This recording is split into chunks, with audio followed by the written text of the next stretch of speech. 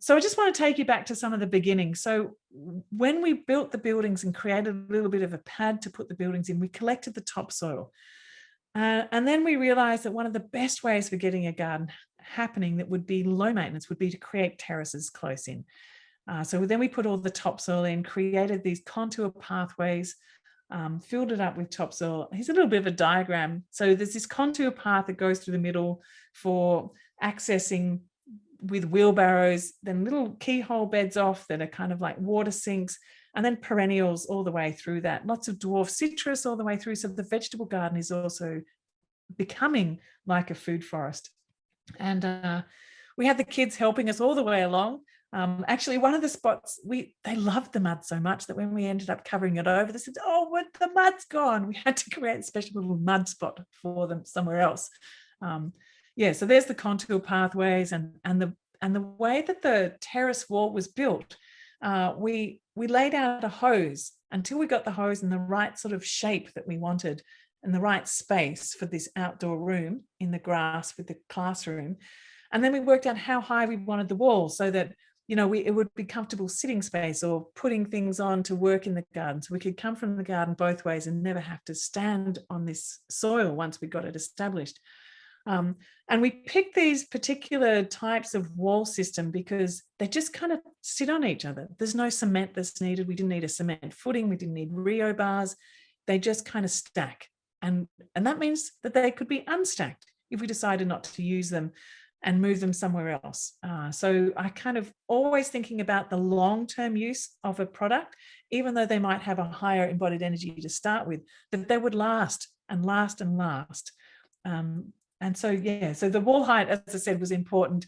The kids, this was kind of part of their playground, and it was a really great spot for creating. We didn't have a separate little kitchen that you'd buy from IKEA or something. It was just out in the garden. They just created these spaces. And in terms of getting the gardens happening here, I cannot emphasize how important these three plants were for me: the canna, the comfrey, and the lemongrass. They grow so fast, creating biomass and shade and protection and bringing nutrients up, as well as providing food and being able to do, teas and flavors, and also activating the compost. And so this is it now, starting to get ready for, it's not now, sorry, this is about 15 years ago, I can't remember now, so we started doing no dig on top of those, so adding compost and worm castings and liquid fertilizers, and then mulch over the top.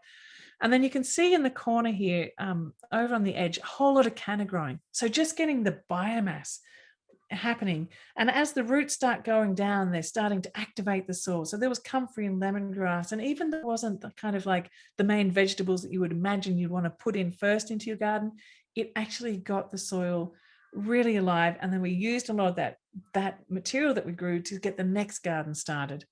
And it's an amazing food as well. This is the rhizomes at the bottom, which you can use as a subtropical potato. So it was food and biomass, and also growing lots of things like the daikon radishes, which again are food and biomass. So really thinking, often when we get started in garden, the idea is, oh, well, I want to get my, all the premium vegetables in first. Like, we spend a lot of time just focusing on building soil and starting to learn to eat plants differently. The ones that just grow without any care or attention whatsoever, pretty much. And so spending a lot of time doing mulching, planting legumes. So this is pigeon pea. It's a plant that it's a shrub, so it helps to create habitat for birds, as well as shading the ground. Very important here. And the pigeon peas are what have been used for 3,000 years in India as a dal. And so then it started to get form. So these are the gardens about 10 years ago, the way that, all the herbs and the vegetables and the fruits and the ground covers, you can see it starting already to turn into a bit of a food for us. We included lots of edible flowers, lots of perennial herbs. So you can see the sorrel and the yarrow. There's perennial Welsh onions. There's even hollyhock. And so I started exploring it. And some of you who've seen my YouTube will see about all the different plants. I talk about how you can eat hollyhock and how you use sorrel, and all of these, learning how to use all these plants over the years has been an absolute fascination for me, that we can step aside from the standard type of vegetables and all the limitations and struggles that we have with that, into growing things that really fit with our local area and the things which just thrive. And I learned really how to do this when I went away for about 9 months at one time, doing work overseas, and come back to see, okay, well, what's growing well without me watering it, feeding it, planting it? And that has kind of been the backbone. So some of those things, sweet potato is absolutely amazing. That's that. So I grow it not just for the root, but for the leaf. It's one of my main leafy greens. Turmeric just grows enormously here. This is one big, massive 5 kilogram gold dig of turmeric that I found. I missed it one year. So it's kind of an annual in my environment. If you just plant a little bit of the turmeric and then you come back 9 months later after the tops have died back, you can dig up a big clump. This one I missed for a year. It must have been under a fruit tree, and I came back and it was that big the next year. So I just store it in a bucket of sand and get it when I need it for the kitchen, keep it fresh. Then there's yacon, things like this one down at the bottom that I'm holding, which has big roots, the sweet root. And so you can eat both the crowns and the root.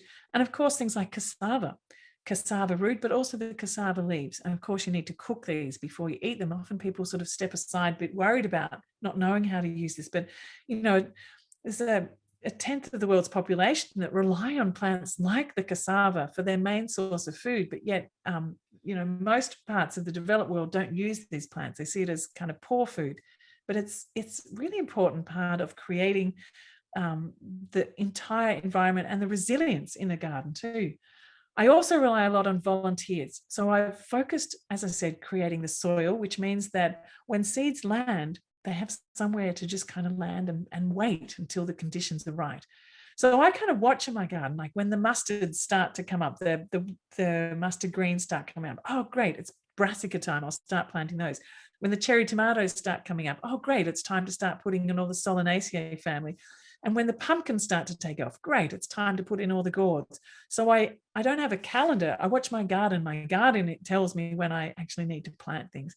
And actually, there's not that much space to plant because the volunteers fill it up so much. I have so many greens that just come, the corianders and the lettuces and the parsleys and the mustard greens. They just keep coming. Tomatoes, I've chosen just to absolutely embrace the small tomatoes because they don't get pests like the bigger ones. And they're absolutely abundant. I let them tumble where they want to tumble. I remove them from where I don't want them. And just so much there. I actually let them fall over themselves a bit too, because if I put them up like this, it's just like a supermarket for the king parrots. So I just allow them to kind of be a little bit, messy in a way. And so, it's learning over the years what works and what hasn't worked, what works with the wildlife, so I don't have to be in conflict with the wildlife. It's actually a beautiful thing to encourage the wildlife in, but at the same time have enough food for me. And anyone who's heard me talk before knows how much I love pumpkins, and what pumpkin covers the soil and creates this beautiful moist environment underneath. I eat the young leaves that head off where I don't want them. I learned about that in Korea. You can actually steam them up and the prickles go, and then you put some food in and wrap them up, and it's a beautiful gluten-free wrap, or you can chop them up like a spinach. Like if you've got a pumpkin vine, you're never short of a leafy green. So I let everything kind of self-seed. Well, not everything. I allow a certain amount to self-seed. The rest, rather than pulling it out, I just chop it at its base to allow the roots to stay in the ground so that they're constantly adding into the soil. Like as they degrade, they feed the soil life, rather than that sort of plant and pull. And then eat all of the plants. So I eat all of the pumpkin. I eat the pumpkin leaves, the pumpkin shoots, the pumpkin flowers, the pumpkin seeds, the pumpkin skin. And this creates, once you start to do this, you sort of think, oh my gosh, I can grow 10 times as much food as I thought possible, simply by shifting my perception. So my actual veggie garden area has diminished in size because if I eat much more of each of the plants, it becomes easy. And then I collect seeds and I give them away as many places as I can. And if I find a little spot that something's finished, I'll just plug in a short-term thing and eat all of that too. Like the radish, you can eat the radish flowers, you can eat the radish leaves, you can obviously the roots. And underneath that is one of the main perennial greens too that I have, which is an Okinawan spinach. And all of these create like a living mulch over the top, and seasonally find their niches. And this is part of the garden now too. So lots of flowering things, lots of perennials. There's the rocket flowers you can see at the base here. I had a chef come into my garden recently. He said, oh my gosh, every single one of those rocket flowers, I pay 50 cents for at the restaurant. So you don't realize when you're in the middle of the garden, how much of a gourmet garden that you are part of. Behind there's the broad beans. You can see, so I eat the broad bean leaves and the broad bean flowers, actually known as fava greens. Same with snow peas that are going up. You can eat the pea shoots. We've got asparagus tucked in the corner, society garlic. You can eat both ends, different sorts of kales, there's spinach in there. So taro tucked in underneath, in between the fruit trees. So the fruit trees just have perennials and annuals tucked in amongst them. The bananas towering up over, providing some of that protection now from the frosts. Brazilian spinaches, kales, which last for years, aloe veras, which are tucked underneath fruit trees as well. And they're my hair conditioner and my face conditioner. It just keeps evolving and changing. And always dense. And there's not, what I find is that there'll be a season when things will sort of, say the broad beans here will die back, and then I'll just knock them back down and I'll plant some corn in amongst it, and the corn will come up, and then I'll knock the corn down and I'll plant in amongst that something else, or something else might come up out through that. And so I just keep noticing, if there's a gap, I'll fill it. If not, I'll just keep managing the abundance. So now I've just become an abundance manager, really. And had lots of helpers along the way who have got out and created their own little niche gardens. And so the kids have been immersed in this, and it's become a YouTube studio. So not only mine, but the kids are now doing YouTubes as well. And really it's about designing for all life, designing for the local birds, for the insects. It's designing for my family. I'm designing for the other animals that I have in the system, mostly chickens now, because I just have I don't eat the meat, but I have the eggs and whatever's in the garden, and that's kind of the main basis of my diet. Over the time, though, I've had other helpers. I've had some sheep to come in and help me do my job, but they were so much like pets. They ended up sitting on my doorstep most of the time, which wasn't as effective as I hoped. And we do have wild dogs around here, so it becomes a little bit worrying. So I've worked out that it's much better just to encourage the kangaroos to come up and do the grazing. And every now and then there's wild deer as well. So you just kind of design your garden in a way that kind of flows them through your site.